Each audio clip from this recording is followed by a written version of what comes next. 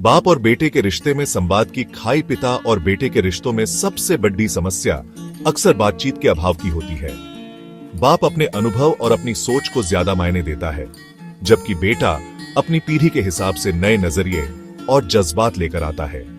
इस बीच में जो खामोशी और अनदेखा रह जाता है, वही इस दूरी को और गहरा बना देता है। बेटे को लगता है कि उसकी बात समझी ही नहीं जा रही और पिता को लगता है कि बेटा उनकी बातों की इज्जत नहीं करता।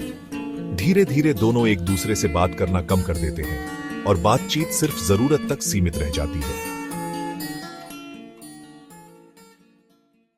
इस खाई को खत्म करने के लिए सबसे जरूरी है एक दूसरे को सुनना, बस जवाब देने के लिए नहीं बल्कि समझने के लिए।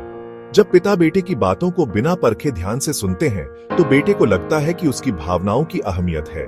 उसी तरह बेटा जब अपने पिता के तजुर्बे को नजरअंदाज किए बिना समझने की कोशिश करता है तो पिता को अपनी इज्जत महसूस होती है। कभी कभी बस छोटी सी बैठक, एक साथ चाय पीना या बिना किसी मोबाइल के 1 घंटे की बातचीत भी इस दूरी को कम कर सकती है।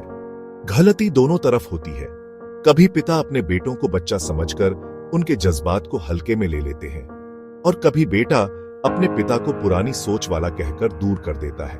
रिश्ता तभी मजबूत बनता है जब दोनों तरफ से समझने और समझाने की कोशिश होती है। एक सीधी सी बात या प्यार से रखा हाथ अक्सर उन खामोशियों को तोड़ देता है जो सालों से बनती आ रही होती है। आखिर में रिश्ता वही टिकता है जिसमें मोहब्बत के साथ साथ बातचीत का सिलसिला जिंदा रहे।